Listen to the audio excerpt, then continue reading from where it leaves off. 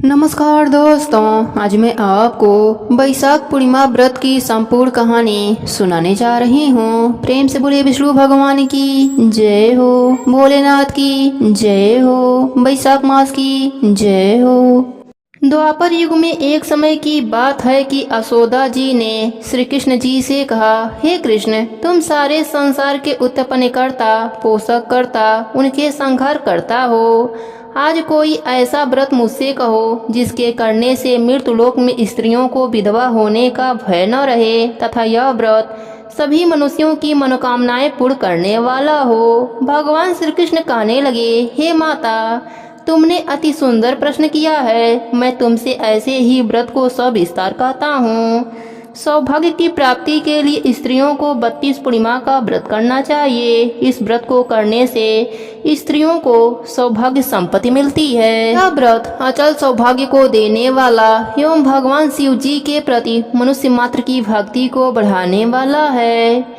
यशोदा जी कहने लगी, हे कृष्ण, सर्वप्रथम इस व्रत को मृत्युलोक में किसने किया था, इसके विषय में विस्तार पूर्वक मुझसे कहो। श्री कृष्ण जी ने अपनी माता से कहा कि इस भूमंडल पर एक अत्यंत प्रसिद्ध राजा चंद्रहास से पतित अनेक प्रकार के रत्नों से परिपूर्ण कतिका नाम की एक नगरी थी।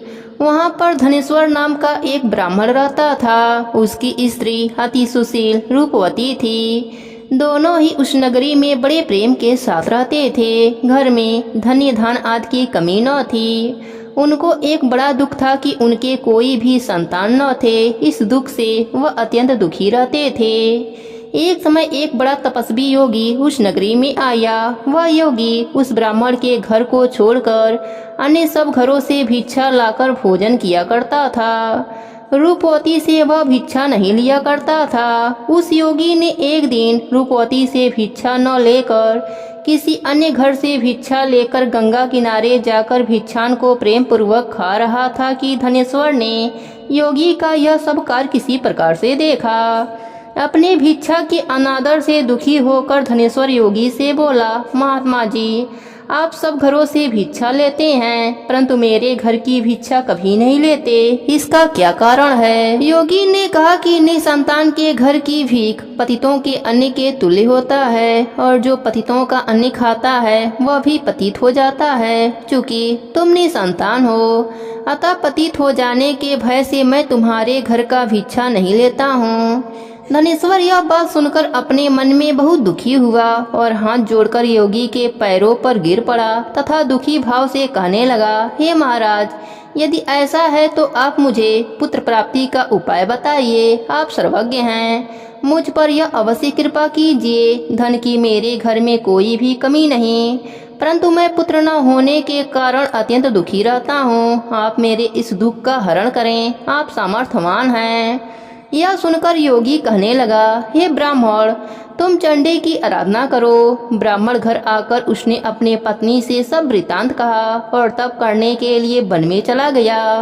वन में जाकर उसने चंडी की उपासना करी। चंडी ने 16वें दिन उसको सपने में दर्शन देकर कहा, हे धनेश्वर, जाओ, तेरा पुत्र होगा, परंतु वह 16 वर्ष की आयु में मृत्यु को प्राप्त हो जाएगा। ब्राह्मण ने हाथ जोड़कर कहा, माँ, कोई ऐसा उपाय हो तो बताइए जिससे मेरा पुत्र अल्पायु न रहे। तब माता ने कहा, अगर तुम दोनों स्त्री पुरुष 32 पूर्णमासियों का व्रत विधि पूर्वक करोगे तो वह दीर्घायु होगा। प्रातः काल होने पर इस स्थान के समीप ही एक आम का वृक्ष दिखाई देगा। उस पर तुम चढ़कर एक फल तोड़कर शीघ्र अपने घर चले जाना। ऋतु स्नान के पश्चात स्वच्छ होकर श्री भोलेनाथ का ध्यान करके उस फल को तुम्हारी स्त्री खा लेगी। तब भगवान भोलेनाथ की कृपा से तुम्हारी पत्नी को गर्भ रह जाएगा। इतना कहकर माता अंतर ध्यान हो गईं। जब वह ब्राह्मण प्रातःकाल उठा तो उसने उस स्थान के पास ही एक आम का वृक्ष देखा जिस पर एक अत्यंत सुंदर आम का फल लगा हुआ था। उस ब्राह्मण ने उस आम के वृक्ष पर चढ़कर उस फल को तोड़ने का प्रयत्न किया, परंतु वृक्ष पर कई बार प्रयत्न करने पर भी वह न चढ़ पाया।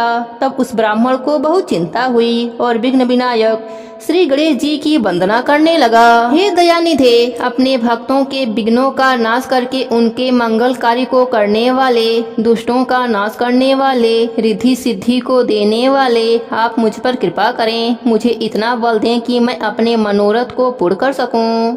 इस प्रकार गणेश जी की प्रार्थना करने पर उनकी कृपा से ब्राह्मण वृक्ष पर चढ़ गया और उसने एक अति सुंदर आम का फल देखा। उसने विचार किया, जो वरदान से फल मिला था वह यही है और कोई फल दिखाई नहीं देता। उस ब्राह्मण ने जल्दी से उस फल को तोड़ा और घर आकर उसने अपने स्त्री को दे दिया।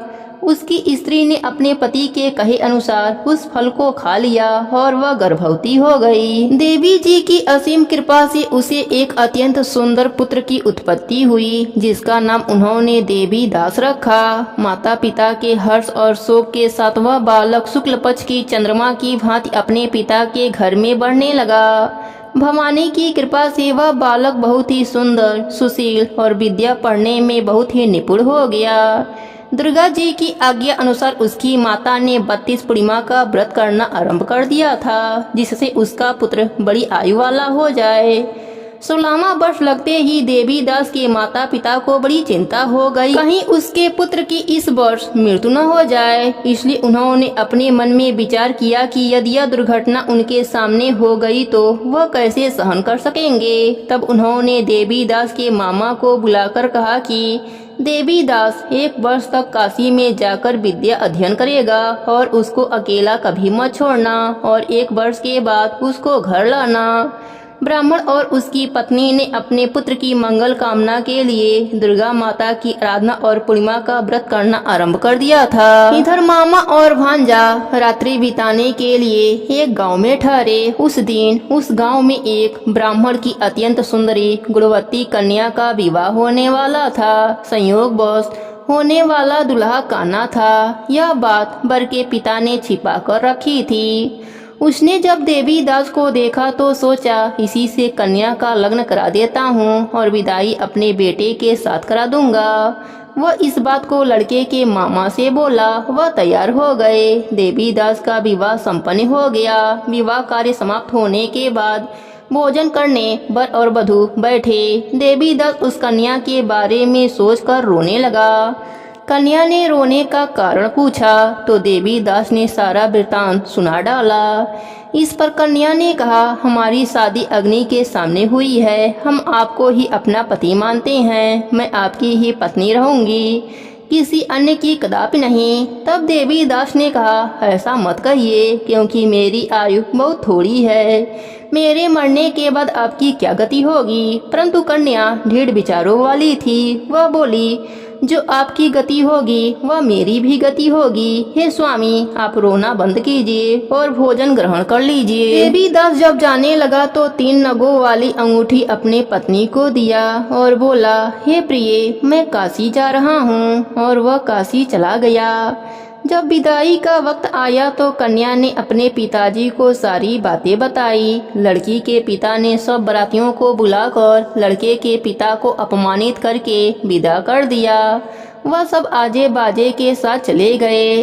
भगवान श्री कृष्ण बोले, हे माता, इस प्रकार देवी दास काशी में पहुंच गया। एक रात्रि एक सर्प उसको डसने आया, परंतु व्रतराज के प्रभाव से उसको काट नहीं पाया, क्योंकि उसकी माता ने कई बार 32 पूर्णिमा का व्रत कर लिया था। जब 1 वर्ष काशी में बीत गया तब देवी दास अपने मामा के साथ घर आने के लिए चल दिया। रास्ते में उसी गांव में रुका जहां उसकी शादी हुई थी। लड़की के पिता ने उसको पहचान लिया और बड़े सम्मान के साथ अपने घर ले गए। भगवान श्री कृष्ण जी कहने लगे कि इस प्रकार धनेश्वर 32 पूर्णिमा के व्रत के प्रभाव से पुत्रवान हो गया। जो भी स्त्रियां इस व्रत को करती हैं वे जन्म जन्मांतर में वैदर्भ का दुख नहीं भोगती और सदैव सौभाग्यवती बनी रहती हैं। यह मेरा वचन है, इसमें कोई संदेह नहीं। यह व्रत पुत्र पौत्र को देने वाला तथा संपूर्ण मनोकामनाओं को पूर्ण करने वाला है।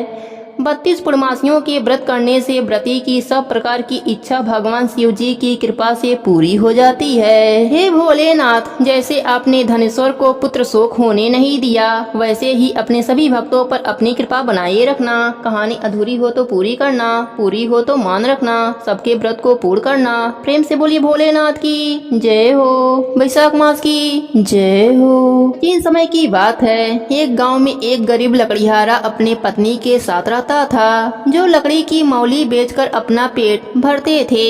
वैशाख का महीना आया, सभी लोग वैशाख स्नान करने लगे तो उसकी पत्नी भी वैशाख स्नान करने लगी। उसका पति नित्य मौली लेकर आता, पत्नी हमेशा मौली में से एक लकड़ी निकालकर रख देती। सूर्य उदय से पहले ही वैशाख स्नान करती और तुलसी पीपल सींचती। ऐसा करते करते पूरा महीना बीत गया। वो स्नान करके लकड़ी बेचने गई। भगवान का नाम लेते ही लकड़ियां चंदन की हो गईं। राजा को चंदन की सुगंध आने लगी। तब राजा उस जगह पहुँचे और बोला, लकड़ियों का क्या दाम लोगी? उसने कहा, जो आप दे दोगे वही मैं ले लूंगी, लेकिन मुझे आज 5 ब्राह्मण को भोजन करवाना है, इसलिए आप मुझे 5 ब्राह्मणों को भोजन करवा सकूं उतना सामान मुझे दे दो। राजा अपने नौकर के साथ में 5 ब्राह्मण भोजन कर सके उतना सामान उस औरत के वहां भिजवा दिया। उसने बढ़िया भोजन पकाकर ब्राह्मण को भर पेट जिमाया और उन्हें दक्षिणा दी। ब्राह्मणों ने उसको खूब आशीर्वाद दिया। उसके पति की मौली न बिकने से उसे देरी हो गई। उसके पत्नी के स्नान और ब्राह्मण भोजन के पुण्य से झोपड़ी महल में बदल गई। रसोई में पकवानों का भंडार लग गया। उसका महल धन दौलत से भर गया। उसका पति जब घर आया तो झोपड़ी उसे दिखाई नहीं दी। उसने पड़ोसन से पूछा। इस पर पड़ोसन ने कहा, तुम तो मौली बेचते फिरते हो, तुम्हारी पत्नी वैशाख स्नान करके बड़ पीपल और तुलसी सींचती है और आज उसने ब्राह्मण भोजन करवाया है। उतने में ही उसकी पत्नी आकर बोलती है कि यह हमारा ही घर है। यह सुनकर पति गुस्से से बोला, तुमने कौन सा जादू टोना किया? यहाँ झोपड़ी थी, महल कैसे बन गया? उसकी पत्नी ने कहा कि मैंने पूरे महीने तक वैशाख स्नान किया था, बड़ पीपल तुलसी सींचा था और मैं आपके मौली में से हमेशा एक लकड़ी निकालकर रख लेती थी। वह सभी लकड़ियां भगवान की कृपा से चंदन की हो गईं। राजा ने सभी लकड़ियां खरीद लिया।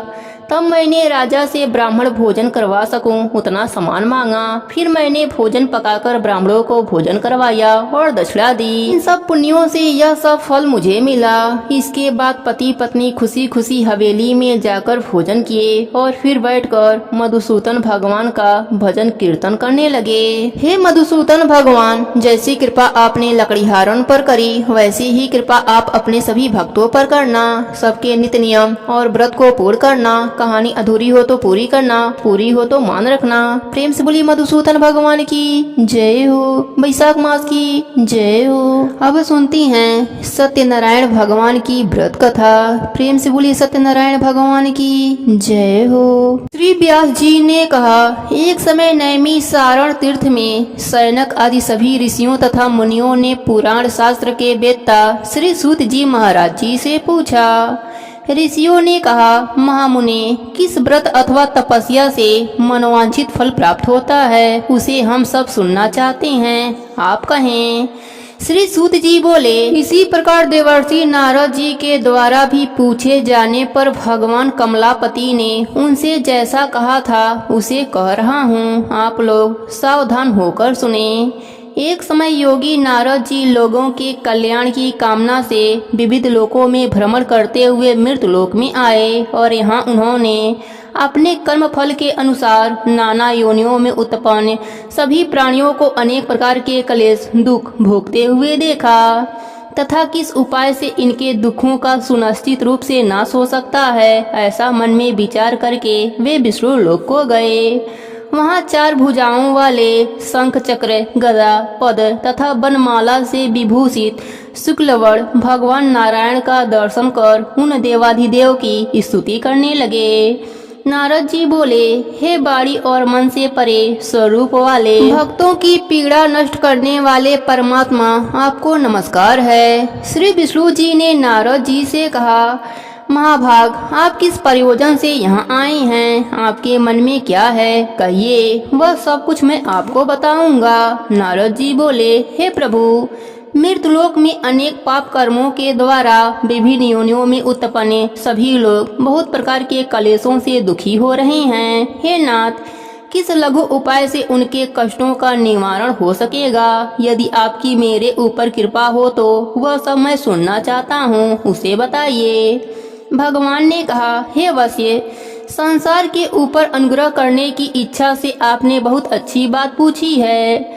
जिस व्रत के करने से प्राणी मोह से मुक्त हो जाता है उसे आपको बताता हूँ, सुनो। हे वश्य, स्वर्ग और मृतलोक में दुर्लभ भगवान सत्यनारायण का एक महान पुण्यप्रद व्रत है। आपके स्नेह के कारण इस समय मैं उसे कह रहा हूँ। अच्छी प्रकार विधि विधान से भगवान सत्यनारायण का व्रत करके मनुष्य शीघ्र ही सुख प्राप्त कर परलोक में मोक्ष प्राप्त कर सकता है। भगवान की ऐसी बाणी सुनकर नारद मुनि ने कहा, हे प्रभु, इस व्रत को करने का क्या फल है? इसका विधान क्या है? इस व्रत को किसने किया और कब करना चाहिए? यह सब विस्तार पूर्वक बतलाइए। भगवान ने कहा, यह सत्यनारायण व्रत दुख शोक आदि का शमन करने वाला, धन्य धन की वृद्धि करने वाला, सौभाग्य और संतान देने वाला तथा सर्वत्र विजय प्रदान करने वाला है। जिस किसी भी दिन भक्ति और श्रद्धा से सम्मिलित होकर मनुष्य ब्राह्मण और बंधु बांधवों के साथ धर्म में तत्पर होकर सायंकाल भगवान सत्यनारायण की पूजा करें। नैवेद्य के रूप में उत्तम कोटि के भोजनीय पदार्थ को सवाया मात्रा में भक्ति पूर्वक अर्पित करना चाहिए।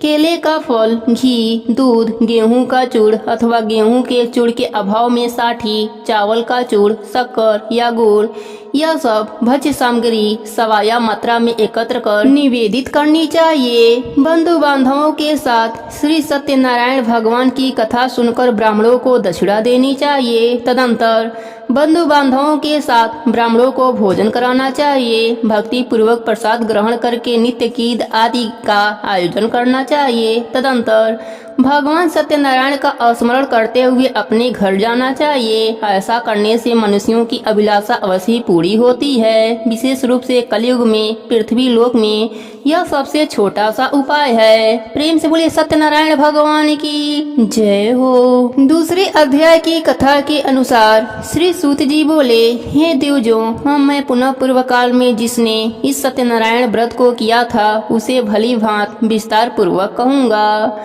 रमणीय काशी नगर में कोई अत्यंत निर्धन ब्राह्मण रहता था। भूख और प्यास से व्याकुल होकर वह प्रतिदिन पृथ्वी पर भटकता रहता था। ब्राह्मण प्रिय भगवान ने उस दुखी ब्राह्मण को देखकर वृद्ध ब्राह्मण का रूप धारण करके उस दिवस से आदर पूर्वक पूछा, हे विप्र, प्रतिदिन अत्यंत दुखी होकर तुम किस लिए पृथ्वी पर भ्रमण करते हो? हे दिविश्रेष्ठ, यह सब बताओ, मैं सुनना चाहता हूँ। ब्राह्मण बोला, हे प्रभु, मैं अत्यंत दरिद्र ब्राह्मण हूँ और भिक्षा के लिए ही पृथ्वी पर घूमा करता हूँ। यदि मेरी इस दरिद्रता को दूर करने का आप कुछ उपाय जानते हो तो कृपया पूर्वक बतलाइए। वृद्ध ब्राह्मण ने कहा, हे ब्राह्मण देव, सत्यनारायण भगवान विष्णु अभिष्ट फल को देने वाले हैं। हे विप्र, तुम उनका उत्तम व्रत एवं पूजन करो, जिसे करने से मनुष्य सभी दुखों से मुक्त हो जाता है। और व्रत के विधान को भी ब्राह्मण से यत्न पूर्वक कहकर वृद्ध ब्राह्मण रूपधारी भगवान सत्यनारायण वहीं पर अंतर ध्यान हो गए। वृद्ध ब्राह्मण ने जैसा कहा है उस व्रत को अच्छी प्रकार से वैसा ही करूँगा, यह सोचते हुए उस ब्राह्मण को रात में नींद नहीं आई। तदंतर प्रातः काल उठकर सत्यनारायण का व्रत करूंगा, ऐसा संकल्प करके वह ब्राह्मण भिक्षा के लिए चल पड़ा। उस दिन ब्राह्मण को भिक्षा में बहुत सा धन प्राप्त हुआ। उसी धन से उसने बंधु बांधवों के साथ भगवान सत्यनारायण का व्रत किया। इस व्रत के प्रभाव से वह श्रेष्ठ ब्राह्मण सभी दुखों से मुक्त होकर समस्त संपत्तियों से संपन्न हो गया। उस दिन से लेकर प्रत्येक महीने उसने यह व्रत किया। इस प्रकार भगवान सत्यनारायण के इस व्रत को करके वह श्रेष्ठ ब्राह्मण सभी पापों से मुक्त हो गया और उसने दुर्लभ मोक्ष को प्राप्त किया। हे विप्र, पृथ्वी पर जब भी कोई मनुष्य श्री सत्यनारायण का व्रत करेगा उसी समय उसके समस्त दुख नष्ट हो जाएंगे। हे ब्राह्मणों, इस प्रकार भगवान नारायण ने महात्मा नारद जी से जो कुछ कहा था मैंने वह सब आप लोगों से कह दिया। आगे अब और क्या कहूँ। ऋषियों ने कहा, हे मुने, इस पृथ्वी पर उस ब्राह्मण से सुने हुए इस व्रत को किसने किया? हम सब वह सुनना चाहते हैं। उस व्रत पर हमारी श्रद्धा हो रही है। श्री सूत जी बोले, मुनियों, पृथ्वी पर जिसने यह व्रत किया उसे आप लोग सुने। एक बार वह द्विश्रेष्ठ अपनी धन संपत्ति के अनुसार बंधु बांधव तथा परिवारजनों के साथ व्रत करने के लिए उद्धत हुआ। इसी बीच एक लकड़ीहारा वहां आया और लकड़ी बाहर रखकर उस ब्राह्मण के घर गया। प्यास से व्याकुल वह उस ब्राह्मण को व्रत करता हुआ देख प्रणाम करके उससे बोला, हे प्रभु, आप यह व्रत कर रहे हैं, इसके करने से किस फल की प्राप्ति होती है? विस्तार पूर्वक मुझसे कहिए। विप्र ने कहा, यह सत्यनारायण का व्रत है जो सभी मनोरथों को प्रदान करने वाला है। उसी के प्रभाव से मुझे यह सब महान धन धान आदि प्राप्त हुआ है। जल पीकर तथा प्रसाद ग्रहण करके वह नगर को चला गया। सत्यनारायण देव के लिए मन में ऐसा सोचने लगा कि आज लकड़ी बेचने से जो धन प्राप्त होगा उसी धन से भगवान सत्यनारायण का श्रेष्ठ व्रत करूंगा। इस प्रकार मन से चिंतन करता हुआ लकड़ी को मस्तक पर रखकर उस सुंदर नगर में गया जहाँ धन संपन्न लोग रहते थे। उस दिन उसने लकड़ी का दुगुना मूल्य प्राप्त किया। तदंतर प्रसन्न हृदय होकर वह पके हुए केले का फल, शर्करा, घी, दूध और गेहूं का चूड़ सवाया मात्रा में लेकर अपने घर गया। तत्पश्चात उसने अपने बांधवों को बुलाकर विधि विधान से भगवान श्री सत्यनारायण का व्रत किया। उस व्रत के प्रभाव से वह धन पुत्र से संपन्न हो गया और इस लोक में अनेक सुखों का उपभोग कर अंत में सत्यपुर वैकुंठ लोक को चला गया। प्रेम से बोली सत्यनारायण भगवान की जय हो। तीसरे अध्याय की कथा के अनुसार श्री सूत जी बोले, श्रेष्ठ मुनियों, अब मैं पुनः आगे की कथा कहूँगा, आप लोग सुने। प्राचीन काल में उल्कामुख नामक एक राजा था। वह जितेंद्रिय, सत्यवादी तथा अत्यंत बुद्धिमान था। वह विद्वान राजा प्रतिदिन देवालय जाता और ब्राह्मणों को धन देकर संतुष्ट करता था। कमल के समान मुख वाली उसकी धर्मपत्नी शील, विनय एवं सौंदर्य आदि गुणों से संपन्न तथा पति परायण थी। राजा एक दिन अपनी धर्मपत्नी के साथ भद्रशिला नदी के तट पर श्री सत्यनारायण का व्रत कर रहा था। उसी समय व्यापार के लिए अनेक प्रकार की पुष्कर धनराशि से संपन्न एक साधु वणिक वहां आया।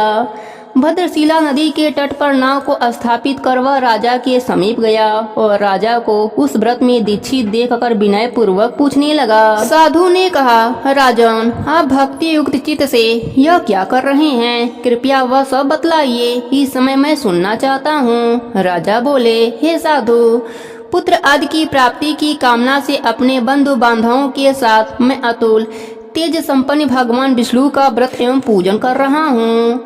राजा की बात सुनकर साधु ने आदर पूर्वक कहा, राजन, इस विषय में आप मुझे सब कुछ विस्तार से बतलाइए। आपके कथन अनुसार मैं व्रत एवं पूजन करूँगा। मुझे भी संतति नहीं है, इससे अवश्य ही संतत की प्राप्ति होगी। ऐसा विचार कर वह व्यापार से निवृत्त हो आनंद पूर्वक अपने घर आया।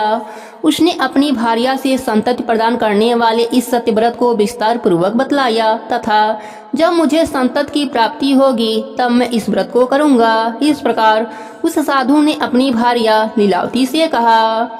एक दिन उसकी लीलावती नाम की सती साध्वी भार्या पति के साथ आनंद चित्त से ऋतुकालीन धर्माचरण में पवित्र हुई और भगवान श्री सत्यनारायण की कृपा से उसकी वह भार्या गर्भिणी हुई। 10वें महीने में उसने कन्या रत्न की उत्पत्ति हुई और वह शुक्ल पक्ष की चंद्रमा की भांति दिन प्रतिदिन बढ़ने लगी। उस कन्या का कलावती यह नाम रखा गया।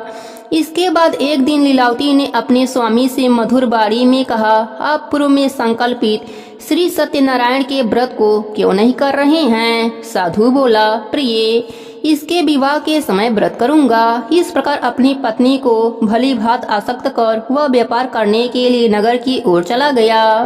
इधर कन्या कलावती पिता के घर में बढ़ने लगी। तदंतर धर्मज्ञ साधु ने नगर में सखियों के साथ क्रीड़ा करती हुई अपनी कन्या को विवाह योग्य देखकर आपस में मंत्रणा करके कन्या के विवाह के लिए श्रेष्ठ वर का अवशेषण करो, ऐसा दूत से कहकर शीघ्र ही उसे भेज दिया। उसकी आज्ञा प्राप्त करके दूत कांचन नगर में पहुंचा। वहां से वह एक बड़िक का पुत्र लेकर आया। उस साधु ने उस बड़िक के पुत्र को सुंदर और गुणों से संपन्न देखकर अपने जाति के लोगों तथा बंधु बांधवों के साथ संतुष्ट चित्त हो विधि विधान से वड़िक पुत्र के हाथ में कन्या दान कर दिया। उस समय वह साधु वड़िक दुर्भाग्यवश भगवान का वह उत्तम व्रत करना भूल गया। पूर्व संकल्प के अनुसार विवाह के समय में व्रत न करने के कारण भगवान उस पर रुष्ट हो गए। कुछ समय के पश्चात अपने व्यापार कर्म में कुशल व साधु वड़िक काल की प्रेरणा से अपने दामाद के साथ व्यापार करने के लिए समुद्र के समीप स्थित रत्नपुरी नामक सुंदर नगर में गया और अपने श्री संपन्न दामाद के साथ वहां व्यापार करने लगा। तदंतर वे दोनों राजा चंद्रकेतु के रमणी उस नगर में गए। उसी समय भगवान श्री सत्यनारायण ने उसे भ्रष्ट प्रतिज्ञ देखकर उसे दारुद कठिन और महान दुख प्राप्त होगा यह श्राप दे दिया। एक दिन एक चोर राजा चंद्रकेतु के धन को चुराकर वहीं आया जहां दोनों वड़िक स्थिर थे। वह अपने पीछे दौड़ते हुए दूतों को देखकर भयभीत से धन वहीं छोड़कर शीघ्र ही छिप गए। इसके बाद राजा के दूत वहां पहुंचे जहां पर साधु वड़िक थे। वहां राजा के धन को देखकर वे दूत उन दोनों वड़िक पुत्रों को बांध कर ले आए और हर्ष पूर्वक दौड़ते हुए राजा से बोले, प्रभु हम दो चोर पकड़ लाए हैं, इन्हें देखकर आप आज्ञा दें। राजा की आज्ञा से दोनों शीघ्र ही दृढ़ता पूर्वक बांधकर बिना विचार किए महान कारागार में डाल दिए गए। भगवान सत्यदेव की माया से किसी ने उन दोनों की बात नहीं सुनी और राजा चंद्रकेतु ने उन दोनों का धन भी छीन लिया। भगवान के श्राप से वड़िक के घर में उसकी भार्या भी अत्यंत दुखित हो गई और उसके घर में सारा का सारा जो धन था वह चोरों ने चुरा लिया। वह लीलावती शारीरिक तथा मानसिक पीड़ाओं से युक्त भूख और प्यास से दुखी हो अन्न की चिंता से दर दर भटकने लगी। कलावती कन्या भी भोजन के लिए इधर उधर प्रतिदिन घूमने लगी। एक दिन क्षुधा से पीड़ित हो कलावती एक ब्राह्मण के घर गई। वहां जाकर उसने श्री सत्यनारायण के व्रत पूजन को देखा। वहां बैठकर उसने कथा सुनी और वरदान मांगा।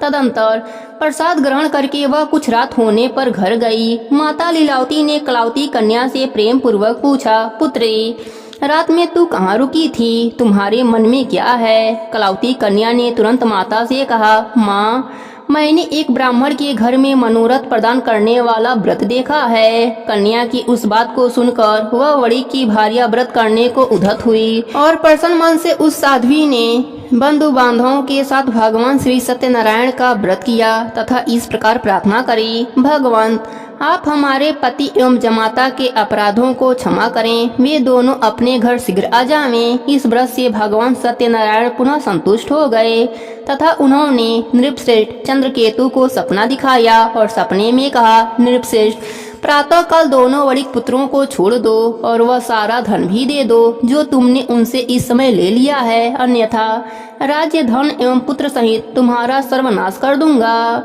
राजा से सपने में ऐसा कहकर भगवान सत्यनारायण अंतर ध्यान हो गए। प्रातः काल राजा ने अपने सभासदों के साथ सभा में मध्य बैठकर अपना सपना लोगों को बताया और कहा, दोनों बंदी वड़िक पुत्रों को शीघ्र ही मुक्त कर दो। राजा की ऐसी बात सुनकर वे राजपुरुष दोनों महाजनों को बंधन मुक्त करके राजा के सामने लाकर विनय पूर्वक बोले, महाराज बेड़ी बंधन से मुक्त करके दोनों वड़िक पुत्रों को लाए हैं। इसके बाद दोनों महाराज वड़िक पुत्र नृपश्रेष्ठ चंद्रकेतु को प्रणाम करके अपने पूर्व वृतांत का स्मरण करते हुए भयभीत हो गए और कुछ बोल न सके। राजा ने वड़िक पुत्रों को देखकर आदर से कहा, आप लोगों को यह महान दुख प्राप्त हुआ है, अब इस समय कोई भय नहीं है। ऐसा कहकर उनकी बेड़ी खुलवाकर छर कर्म आदि करवाया। राजा ने वस्त्र अलंकार देकर उन दोनों वड़िक पुत्रों को संतुष्ट किया तथा सामने बुलाकर बाड़ी द्वारा अत्यधिक आनंदित किया। पहले जो धन लिया था उसे दूना करके दिया। तदंतर राजा ने पुनः उनसे कहा, साधो अब आप अपने घर जाओ। राजा को प्रणाम करके आपकी कृपा से हम जा रहे हैं। ऐसा कहकर उन दोनों महावैश्यों ने अपने घर की ओर प्रस्थान किया। प्रेम से बोलिए सत्यनारायण भगवान की जय हो। चौथे अध्याय की कथा के अनुसार श्री सूत जी बोले, साधु मंगलाचरण कर और ब्राह्मणों को धन देकर अपने नगर के लिए चल पड़ा। साधु के कुछ दूर जाने पर भगवान सत्यनारायण की उनकी सत्यता की परीक्षा के विषय में जिज्ञासा हुई। साधु तुम्हारे नाव में क्या भरा है? तब धन के मद में चूर दोनों महाजनों ने अवहेलना पूर्वक हंसते हुए कहा, दंडीन क्यों पूछ रहे हो? क्या कुछ द्रव्य लेने की इच्छा है? हमारी नाव में तो लता और पत्ते आदि भरे हैं। ऐसी निष्ठुरता वाणी सुनकर तुम्हारी बात सच हो जाए, ऐसा कहकर दंडी सन्यासी का रूप धारण किए हुए भगवान कुछ दूरी पर जाकर समुद्र के समीप बैठ गए। दंडी के चले जाने पर नित्य क्रिया करने के पश्चात उतराई हुई जल में ऊपर की ओर उठी हुई नौका को देखकर साधु अत्यंत आश्चर्य में पड़ गया और नाव में लता और पत्ते आदि को देखकर मूर्छित हो पृथ्वी पर गिर पड़ा।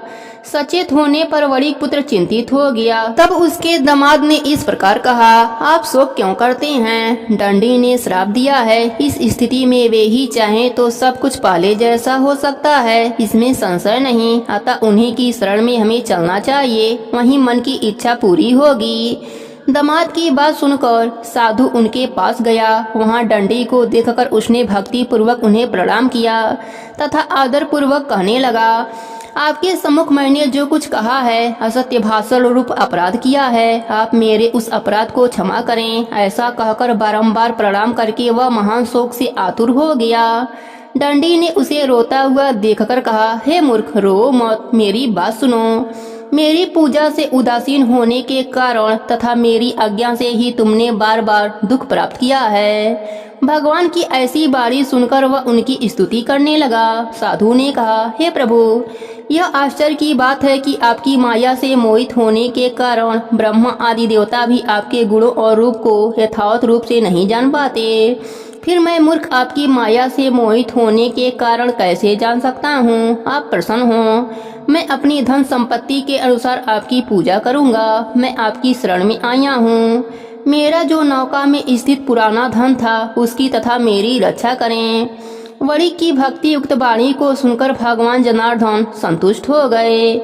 भगवान हरि उसे अभिष्ट वर प्रदान करके वहीं पर अंतर ध्यान हो गए। उसके बाद वह साधु अपनी नौका में चढ़ा और उसे धन धन से परिपूर्ण देखकर भगवान सत्यदेव की कृपा से हमारा मनोरथ सफल हो गया। ऐसा कहकर स्वजनों के साथ उसने भगवान की विधिवत पूजा करी। भगवान सत्यनारायण की कृपा से वह आनंद से परिपूर्ण हो गया और नाव को यत्न पूर्वक संभालकर उसने अपने देश के लिए प्रस्थान किया।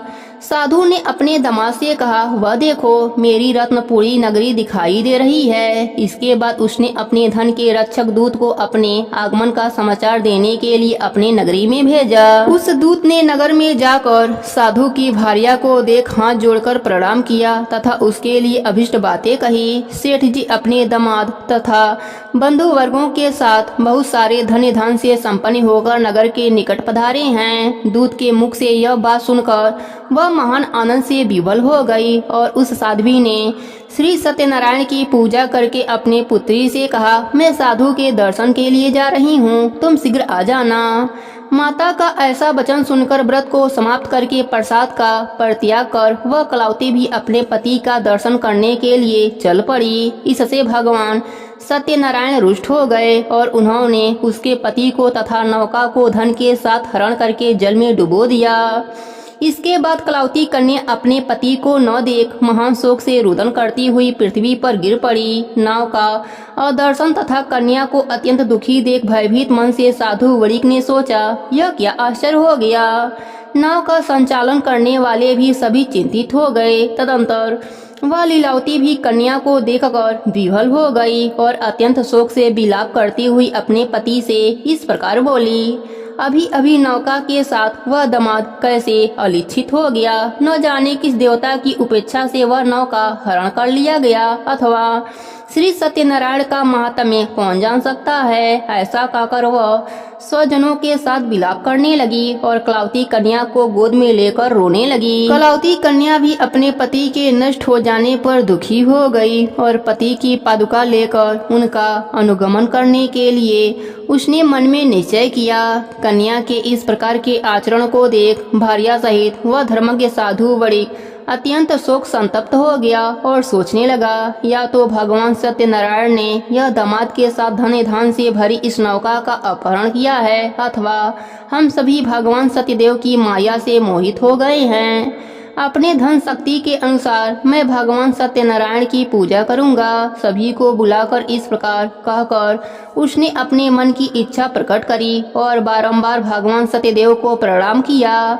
इससे दिनों के परिपालक भगवान सत्यदेव प्रसन्न हो गए। भक्त वत्सल्य भगवान ने कृपा पूर्वक कहा, तुम्हारी कन्या प्रसाद छोड़कर अपने पति को देखने चली आई है। निश्चय ही इसी कारण उसका पति अदृश्य हो गया है। यदि घर जाकर प्रसाद ग्रहण करके वह पुनः आए तो हे साधु, तुम्हारी पुत्री पति को प्राप्त करेगी, इसमें संशय नहीं। कन्या कलावती भी आकाश मंडल से ऐसी बाड़ी सुनकर शीघ्र ही घर गई और उसने प्रसाद ग्रहण किया। पुनः आकर स्वजनों तथा अपने पति को देखा। तब कलावती कन्या ने अपने पति से कहा, अब तो घर चलें, विलम्ब क्यों कर रहे हैं। कन्या की यह बात सुनकर वणिक पुत्र संतुष्ट हो गया और विधि विधान से भगवान सत्यनारायण का व्रत पूजन करके धन्य तथा बंधु बांधवों के साथ अपने घर गया। तदंतर पूर्णिमा तथा संक्रांति सर्वों पर भगवान सत्यनारायण का पूजन करते हुए इस श्लोक में सुख भोग कर अंत में वह सत्यपुरी वैकुंठ लोक में चला गया। प्रेम से बोली सत्यनारायण भगवान की जय हो। 5वें अध्याय की कथा के अनुसार श्री सूत जी बोले, हे श्रेष्ठ मुनियों, अब इसके बाद मैं दूसरी कथा कहूँगा, आप लोग सुने। अपने प्रजा का पालन करने में तत्पर तुंगध्वज नामक एक राजा था। उसने सत्यदेव के प्रसाद का परित्याग करके दुख प्राप्त किया। एक बार वह वन में जाकर वहां बहुत से पशुओं को मारकर बट वृक्ष के नीचे गया। वहां उसने देखा कि गोपगण बंधु बांधवों के साथ संतुष्ट होकर भक्ति पूर्वक भगवान सत्यदेव की पूजा कर रहे हैं। राजा यह देखकर भी अहंकारवश न तो वहां गया और न उसने भगवान सत्यनारायण को प्रणाम ही किया। इसके बाद पूजन के अंत में सभी गोपगण भगवान का प्रसाद राजा के समीप रखकर वहां से लौट आए और इच्छा अनुसार उन सभी ने प्रसाद का ग्रहण किया। इधर राजा को प्रसाद का परित्याग करने से बहुत दुख हुआ।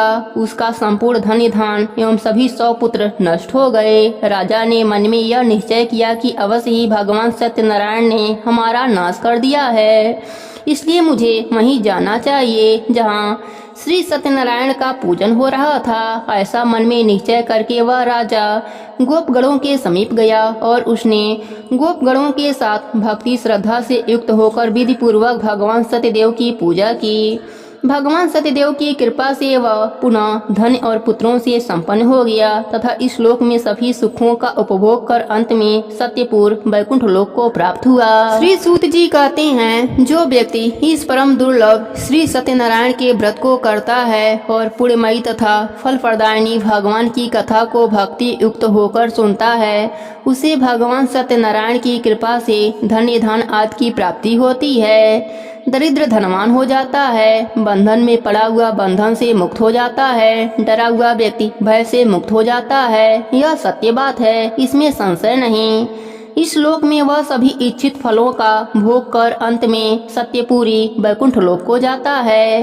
हे ब्राह्मणों, इस प्रकार मैंने आप लोगों से भगवान सत्यनारायण के व्रत को कहा, जिसे करके मनुष्य सभी दुखों से मुक्त हो जाता है। कलयुग में तो भगवान सत्यदेव की पूजा विशेष फल को देने वाली है। भगवान विष्णु को ही कुछ लोग काल, कुछ लोग सत्य, कोई ईश और कोई सत्यदेव तथा दूसरे लोग सत्यनारायण नाम से कहेंगे। अनेक रूप धारण करके भगवान सत्यनारायण सभी का मनोरथ सिद्ध करते हैं। कलयुग में सनातन भगवान विष्णु ही सत्यव्रत रूप धारण करके सभी का मनोरथ पूर्ण करने वाले होंगे। हे श्रेष्ठ मुनियों, जो व्यक्ति नित्य भगवान सत्यनारायण की इस व्रत कथा को पढ़ता या सुनता है, भगवान सत्यनारायण की कृपा से उसके सभी पाप नष्ट हो जाते हैं। हे मुनियों, पूर्व काल में जिन लोगों ने भगवान सत्यनारायण का व्रत किया था उनके अगले जन्म का वृतांत कहता हूँ, आप लोग सुने। महान प्रज्ञा संपन्न सतानंद नाम के ब्राह्मण सत्यनारायण का व्रत करने के प्रभाव से दूसरे जन्म में सुदामा नामक ब्राह्मण हुए और उस जन्म में भगवान श्री कृष्ण का ध्यान करके उन्होंने मोक्ष प्राप्त किया।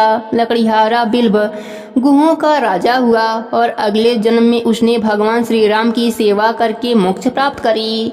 महाराजा उल्मामुख दूसरे जन्म में राजा दशरथ हुए जिन्होंने श्री रंगनाथ की पूजा करके अंत में वैकुंठ प्राप्त किया। इसी प्रकार धार्मिक और सत्यव्रती साधु पिछले जन्म के सत्यव्रत के प्रभाव से दूसरे जन्म में मोरध्वज नामक राजा हुआ। उसने आर्य से चिरकर अपने पुत्र की आदि देह भगवान विष्णु को अर्पित कर मोक्ष प्राप्त करी। महाराजा तुंगध्वज मनु हुए और भगवत संबंधी संपूर्ण कार्यों का अनुष्ठान करके वैकुंठ लोक को प्राप्त हुए। जो गोपगण थे वे सब जन्मांतर में ब्रजमंडल में निवास करने वाले गोप हुए और सभी राक्षसों का संहार करके उन्होंने भी भगवान का शाश्वत धाम गोलोक प्राप्त किया। प्रेम से बोलिए सत्यनारायण भगवान की जय हो।